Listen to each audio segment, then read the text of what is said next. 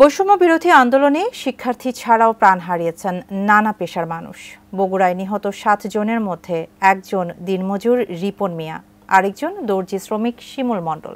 তারা দুজন বলে গিয়েছিল, হয় জয় ছিনিয়ে আনবো, নয়তো মৃত্যু।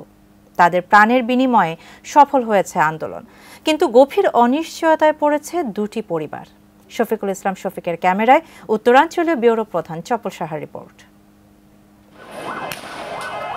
বগুড়া সদরের বান্দিঘি এলাকার ফকিরপাড়ার রিপন মিয়া ৩০-৩৫ বছরের যুবকটি অনেকের কাছে পরিচিত ছিলেন রিপন ফকির নামে। বৈষম্য বিরোধী ছাত্র আন্দোলনে শুরু থেকেই ছিলেন সক্রিয়। ৫ আগস্ট যখন সফল হয়ে উঠল এতদিনের আন্দোলন, সেই দিনেই নিভে গেল তার প্রাণ। বিজয় মিছিল করছিলেন, তখন বগুড়ার থানা রোডে পুলিশের ছোড়া টিয়ার সেল তার গলায় এসে পড়ে। রাস্তায় লুটিয়ে পড়েন রিপন। স্বল্প আয়ে কোনো রকমে চলত দিনমজুর মানুষটির সংসার। স্ত্রী ও একমাত্র সন্তানকে নিয়ে বাস করতেন এই ভাঙ্গা ঘরে। শোকে স্তব্ধ আজ সেই ঘর।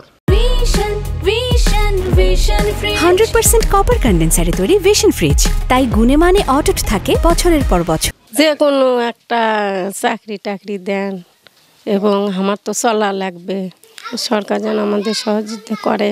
কিভাবে চলবে রিপন মিয়ার সংসার জানে না তার স্ত্রী। বগুড়া শহরের অজির মোড় থেকে কদমতলী পর্যন্ত পথটির নাম করা হয়েছে শহীদ রিপন মিয়া সড়ক। তাহলে মিছিল করে আসি, মিছিল করে যাচ্ছি, হয় বাঁচমো নাই মজাই আসমো যাই। সে একটা গরিব ছেলে, তার বাড়ি ঘর নাই, তার খাওয়ার মতো কিছু নেই। তার বউ ছেলে যেন সরকার তার জন্য যেন কিছু অনুদান ভালোভাবে দেয়, সে যেন ভালোভাবে তার পরিবারটা চলতে পারে, এটা আমার সরকারের কাছে চাওয়া। আন্দোলন তখন তুঙ্গে। বিজয়ের আগের দিন ৪ আগস্টও যোগ দিলেন দক্ষিণ বৃন্দাবন পাড়ার দর্জি শ্রমিক শিমুল মণ্ডল। যাওয়ার আগে বলে গেলেন, জয়ের জন্য যাচ্ছি, জীবিত ফিরব আর না হলে মৃত। স্ত্রী আর ছোট ছোট 2 সন্তান পথ চেয়ে আছেন, আর ফেরেননি শিমুল। আমি জানি না কিভাবে চলবে, ওপর আল্লাহ জানে, কিন্তু এখন আয় রোজগার করার মতো কেউ নাই। আমার সন্তান লেখাপড়া করে, আমি চাই যে লেখাপড়া করুক এবং তার একটা চাকরি হোক, সেই ব্যবস্থা যেন সরকার করে দিতে পারে। চপল সাহা, ATN নিউজ, বগুড়া।